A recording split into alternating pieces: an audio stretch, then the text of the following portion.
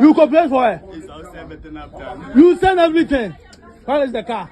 Please, I'll say everything. You say everything. Please, I promise I'll say everything. Two. Please, have his number. Me, I'll kill you. Please, Me, have I'll his kill you. number. Please, Serious, have his I'll kill you. Please, have his number. Eh? Please, have everything. Have his number and everything, please. Welcome back, guys. Now, this beautiful young lady you see dancing in the footage has lost her life. In as much as it's sad, it feels even worse knowing that she lost her life to a 22-year-old young man whom she showed a very kind gesture to, opened up her home and allowed him in to work and gain some money just so he could also further his livelihood. But then she will end up being betrayed by this 22-year-old boy who, driven by the love for materiality and quick cash, decided that he was going to connive with other associates of his to end her life and leave her 11-year-old daughter without a mom and go on to steal her personal belongings and her car and try to sell them and drive into the sunset and live his life. This is the story of Princess Afia Ahenkan from Ghana, West Africa, my own country, and how she met her untimely death at the hands of a 22-year-old boy whom she got as a security person and a house help of a sort through a third-party agency. This story is so fresh and it's still unfolding. There's going to be updates on updates as the story evolves, and I'm very close to this story because I'm in the same country in which this story happened and is still unraveling in. If you're ready, just buckle up and let's go. So, this story is barely about 4 days old, and it starts with the victim, Princess Afia Ahenkan, 34-year-old lady with one daughter, just one kid. That's all she has, and she's married, but her husband is reportedly living in the United Kingdom. So as it turns out, Princess Afia Ahenkan is living alone with her daughter at a town called Sokoban in the Ashanti region of Ghana in West Africa. So this situation is not so strange. I don't know which part of the world you might be watching this from, but it's not so strange in our part of the world where you might find a spouse, especially the man, trying to hustle and bring in more money from maybe overseas, whilst his spouse, that is his wife, sort of stays back in their homeland, receives the funds and sort of manage affairs to build their fortune down in their own country. So it's an arrangement that calls for a lot of trust and integrity and confidence in each spouse, and these guys were at it. But it comes with some disadvantages where sometimes it becomes a bit risky for one spouse who will be living alone with the kids, especially if it's the woman. So people will decide that, okay, let's try and balance out this risk by getting a third-party security person to sort of boost or beef up the security on the premises so that the wife and the kids are safe. This is a standard practice. It's an option most people would opt for. But then, the world is getting so crazy. Sometimes, what is supposed to keep you safe can end up being the same thing that exposes you to so much danger. And that is how come it's very critical that the need for background checks are never ever relegated to the background. As this case unravels, you would find that that is one key thing that was overlooked, seemingly. So, with the narrative I've put across between Princess Afia Ahenkan and her husband, they saw the need to bring in a security person who would also sometimes act in a position of helping out the lady. which I think it's in the right place, like I said. But then, things were not going to work out the way they thought it would be. In the meantime, in case you think the victim is called Princess for the name's sake, I think it's important I explain to you that she's actually a princess here in Ghana, where it's been confirmed that she is the daughter of a prominent chief or king here in Ghana. So this is no ordinary lady in quotes. This is somebody who is a royal, and as such, you would expect that per the typical countenance certain royal personalities exude, one might expect she would be a bit snobbish and a bit far off from society and, you know, be a bit reserved and not friendly. But it was to the contrary, because evidence is showing that Princess Afia Ahenkan was a very bubbly person. She was a very lively person, and she loved people. And I think that sometimes that in itself becomes something else depending on who you are dealing with. I think the world is becoming so dangerous. It's important that, in as much as it's important we are friendly and nice to people, we also try to balance that out with a bit of care, a bit of scrutiny, and a bit of a watchful eye, because the world is getting so dangerous. There are a lot of people who are also seeking out kind-hearted people so they can take advantage of their kindness. And unfortunately for Princess Afia Ahenkan, she met such a person in the person of her would-be killer by name John Alistair, who was just 22 years old. Now, the story unravels further, and these are the facts I've gathered so far per the allegations out there. John Alistair, just 22 years old, was actually a wanted criminal already on the run before coming to meet Princess Afia Ahenkan. Mind you, he didn't just meet her at random. He was actually sent to her by a recruitment agency to come and fill the position or the vacancy of a security officer in her home. So the question is, how come they didn't know this guy was a wanted fugitive? And in the first place, why was he even wanted? I'll break it down.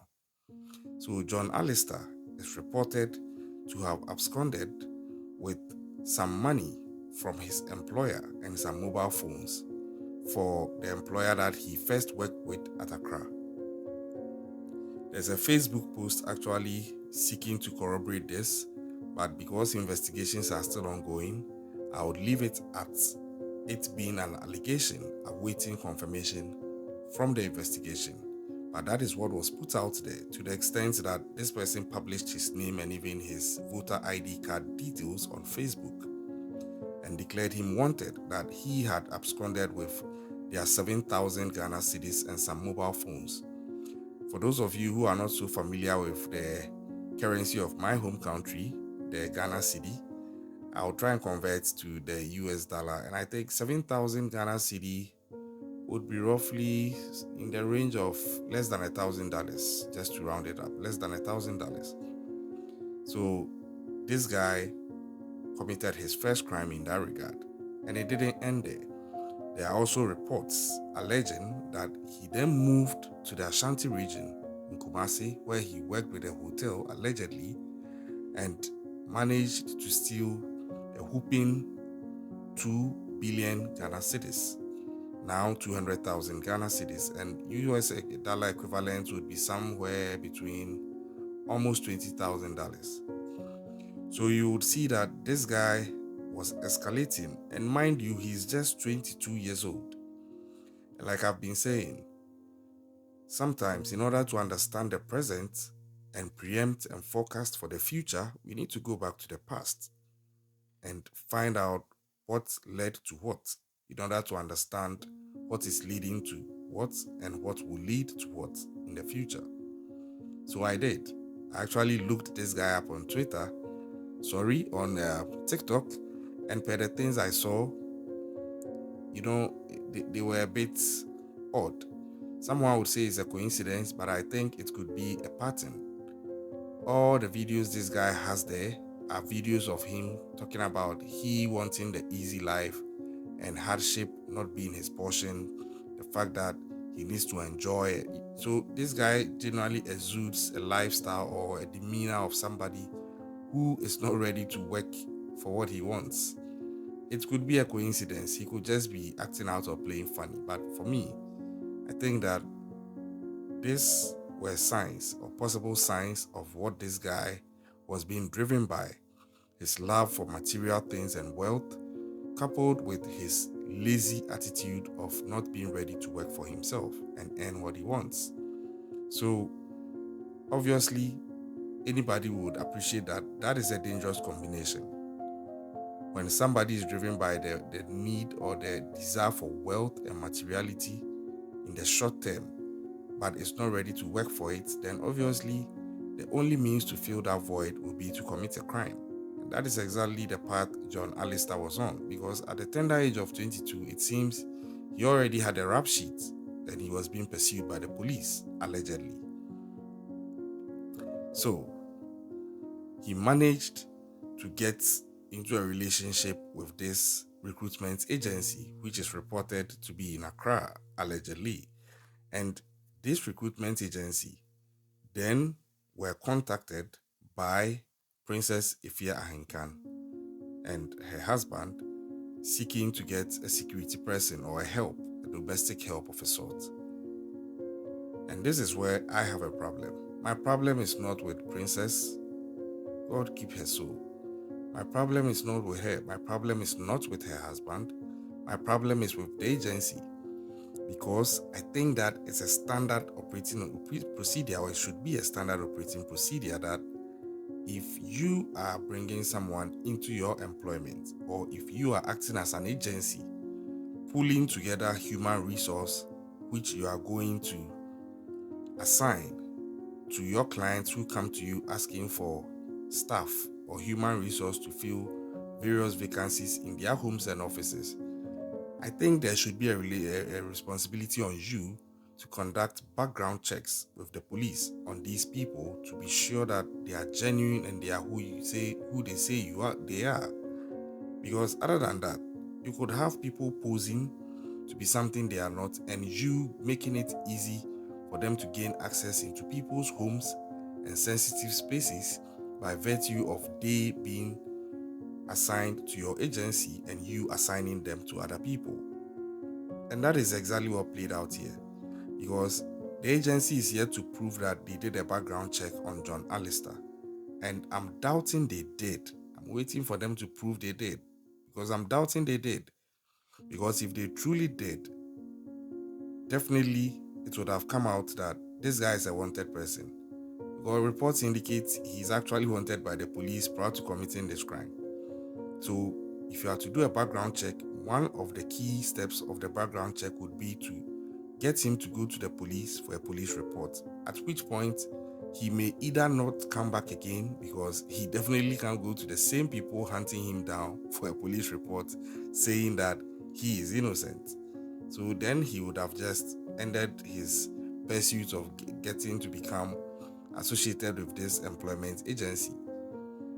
Or he would have gone thinking they wouldn't know it's him and he would have gotten arrested. Either way, the problem would have been solved, and maybe, just maybe, Princess Afia Ahenkan might still be alive. That is where my pain is. Sometimes, especially in my part of the world and in my country, in some instances, if you try sometimes to be a bit more meticulous and go the extra mile to ascertain whether the right things are in place before we proceed, sometimes people think that you are doing overly too much or you are just being paranoid. But if you are familiar with crime, if you are familiar with danger, if you are familiar with victims who have fallen prey to some dangerous people who took advantage of good hearts, you'd appreciate that sometimes a little bit of paranoia is very important, because it can make the difference between life or death. Imagine, despite the flaws of this recruitment agency, when they suggested to bring in John Alistair to Princess, imagine if somebody had stepped in and said, let me do some due diligence. Who is this guy? Have you done a police background search on this guy? What did you find? Let me see. Where is this? Where is that? Where is this? Where is that? It begins to put people on edge. And for me, I always say that when such questions start coming up, if people get angry, those people are not genuine. Genuine people don't mind going through scrutiny because they know they will come out clean. Most often, people who would get angry during scrutiny are people who have something to hide, and they put up the anger as a form of defense. But then, I digress. So, back to the issue. Fast forward. John Alistair has been able to successfully partner with this recruitment agency, and he's now in their system as an employee they are ready to give out, or an agent they are ready to give out to prospective people who want him to come and work for them. And unfortunately, in comes Princess Afia Ahenkan and her husband soliciting for a hand of an employee to come and work for them in that capacity. And unfortunately, they were assigned John Alistair. And this is where the whole story begins to go downhill, because when John Alistair came, mind you, I've told you that Princess Afia Ahenkan is not just called princess by name, she's actually a princess. So you can imagine she's well-to-do, coupled with the fact that her husband is also quite stable financially, working from the UK. So she wasn't in poverty, and it's reported she was so good, and she was very good to John Alistair. Gave him a nice place to stay within her place, and things were good. So it was now John Alistair, Princess Afia Ahenkan, and her 11-year-old daughter who were staying together under the same roof. And it's nice. Often at time, some people would get employees to come and work for them in their homes, and they wouldn't give them the best of treatment. But there are reports out there that wasn't the case with Princess Afia Ahenkan. She was actually kind to this guy, and she did him a lot of good and showed him a lot of love. But evil knows no good. Evil does not know gratitude. Evil does not know appreciation. Evil does not empathize. Evil does not appreciate the fact that somebody has been good to me, I can't pay the person back with evil. That is why it's called evil. And John Alistair seems to embody that, because he didn't even stay with Princess Afia Ahenkan for up to 1 week. He didn't. On the 6th day, John Alistair had perfected his plan.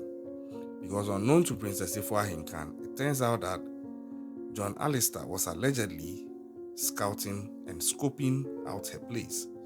And he figured out all the flaws. He figured out all the weaknesses, and he figured out that he was actually in an advantageous position with a vulnerable woman who can't match him in strength, and whose child is too young to do anything about anything he would want to do. So just like that, Princess Afia Ahenkan had an enemy under her roof, which she had been given to give employment to and pay salary to. Imagine that, having your own would-be killer on your payroll. That is how unfortunate this is. Now, on the fateful day, that morning, it is reported that Princess Afia Ahenkan had actually prepared breakfast with John Alistair, and they had eaten together. Princess Afia Ahenkan then put her kid in her car and drove her to school to drop her off. After dropping her off, she came back home again. And so it was herself and John Alistair alone at home. And then the evil in the person of John Alistair showed its true face. What did he do? There are reports out there, it's alleged that Princess Afia Ahenkan was on phone with a friend, and take note of this friend. For security reasons, I wouldn't mention her name, but take note of this friend that she was on phone with, because it will turn out that while she was on phone with this friend alleges that all she heard was Princess shouting, "Journalista, what are you doing with the knife?" And then screaming, "God help me." And the line went dead.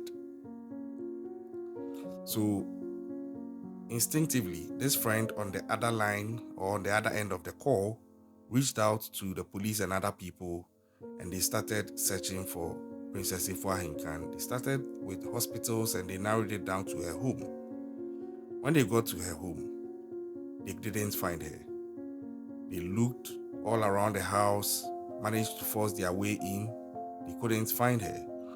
But then, just when they were about to leave, someone noticed a drop of blood close to her garage.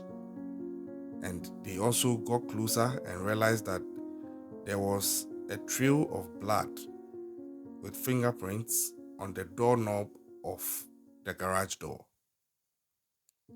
Obviously, they had to force it open because it was locked. And upon forcing it open, they saw the lifeless body of Princess Afia Ahenkan. She was lying at the garage and she had been covered with some materials there. So at this point in time, it was obvious what had happened to her. Further examination revealed that, unfortunately, she had been fatally stabbed several times and she had also been bludgeoned on the head. So this became a criminal issue, straightforward homicide, as anybody would expect, and investigations started. And of course, the key suspect would be none other than John Alistair, because he is the missing link in this case, and he had also been heard, or his name had been called out and mentioned in a sentence that he had a knife, and the next thing, Princess Afia Ahenkan would scream and nobody saw her again until she was found unalive. So the police mounted a search for him, and eventually he'll be arrested less than 48 hours after committing this crime. It didn't end there. First of all, I would want to commend the police because they actually promised that they will get this guy in less than 48 hours. And someone would doubt that, this could be a political talk, but I think the Ghana Police Service really stepped up their game and stood up to the challenge. Because not only did Journalista end her life, it turns out that he stole a Kia Sportage 4x4 vehicle as well as her mobile phone and other personal belongings, and took off with them. Upon his arrest, investigations allegedly revealed that he actually tried to cross the border at the Côte d'Ivoire end, but was unable to do so, and then drove back trying to cross through Ashanti region to Greater Accra. It was at this point that they nabbed him, but by the time they nabbed him, he had already sold the Kia Sportage vehicle and had bought a Toyota Vitz vehicle. The investigation didn't end with him being arrested, but it went on to get the gentleman who allegedly bought that car he had stolen after taking the life of Princess Afia Ahenkan. This gentleman was by name Christian Ugu. Now let's talk about Christian Ugu a bit. He is alleged to be a car dealer. And my question to him is, how do you purchase a car from somebody whose name is not on the original documents? Because it's alleged that Journalista didn't just steal Princess's car after taking her life. He also stole the documents of the car. And I think as part of him scoping out the place, he had been able to find where everything is. So he had this plan laid out and was just waiting to execute. So on the day he was executing, he had a method to his madness, or he had a method to his evil in this case, where he's not just stealing the physical car, he's stealing the documentation and everything and trying to pass it off as a genuine thing to sell. And I don't understand why Christian Ugu, if he is a genuine vehicle dealer, would be ready to buy a vehicle from somebody who doesn't actually own the vehicle per the documents of the vehicle. In law, that is called dishonestly receiving, and I think he could be in for a long, crazy right by virtue of what he's done, because in most instances, it's likely he's going to suffer the same fate as the person who stole the item. It might not extend to the fate of John Alistair as the murderer if he is, but then at least for the theft, he would be part. He might even be brought in also on conspiracy, depending on the part he played. But let me leave out the legal jargons for the lawyers. And others were also on the run and are still on the run being hunted for. A man called Collins and another guy called David. Now, when this case broke, there was a long discourse here in Ghana. People were talking about various reasons why this would happen. I've already touched on the lack of background checks, but people were also trying to blame it on unemployment. To an extent, I agree, but I think I need to put it in a better perspective. My agreeing that unemployment is a factor does not mean that it's an excuse on behalf of John Alistair, but I'm just saying that when unemployment is high, vices usually scale up, and you'd have a 22-year-old guy thinking that the only way to make it is to go criminal and go taking somebody's life and robbing an 11-year-old kid off of her mom just so he can steal her car and some stuff. That is stupid. That is so stupid, and I don't understand why it should get to that point. And I think beyond unemployment, bad parenting is also a part. This guy is 22 years old. How come he has such a tall rap sheet? Where are his parents? And his name, John Alistair, I don't know, but it sounds like a nickname. It sounds like a nickname from a soap opera, especially he being Ghanaian. But it could be valid though, it could be an authentic name. But when I heard it initially, I felt like, is this the guy's real name? Okay, let's wait and see. Now, he's been arrested, his accomplices are being sought after, and he's been arraigned before court. And I'm waiting to see how this will unravel. I'm really waiting to see how this will unravel. And it's so unfortunate because Princess Afia Ahenkan reportedly was also bereaved. She had lost her mom and was getting ready to bury her mom, only to get to meet this untimely death where she would now not have that opportunity and might actually end up being buried alongside her mom. The whole thing is crazy, but I don't know. It becomes difficult. Tapping into the emotion, it becomes difficult when you have to still say that John Alistair is still innocent or presumed innocent until proven guilty. But I won't have to tap into the emotion if I have to be objective. So I'll still say he's still presumed innocent until proven guilty. And I'm waiting to see how things will turn out when they get to court. But what do you think about this whole thing? And aside my heart going out to the loss of Princess and her family, my heart also breaks for her 11-year-old daughter. How do you go through this? Especially when you knew the would-be killer of your mom for at least about 6 days. You stayed under the same roof with the person.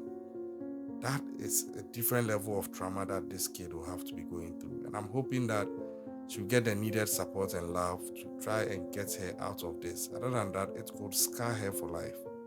You know, these things are too heavy, and I think that it should be a learning curve for everybody. It's unfortunate this has to happen, but in as much as that is unfortunate, I think it's also important that we still try and learn from it. Do your due diligence. If somebody thinks you are paranoid, please, I think it's always a better deal to be tagged as paranoid and be alive and well than to be tagged as lovable and carefree and end up actually being somebody's victim and ending up dead. What else do you think went wrong in this situation? Let me know in the comment section. RIP to Princess Afia Ahenkan. Kudos to the Ghana Police Service, and I'm waiting to see the fate of John Alistair and his accomplices. Subscribe to the channel if you are yet to do so. Keep an eye out. I've always been saying this. Stay safe. I'll catch you next time.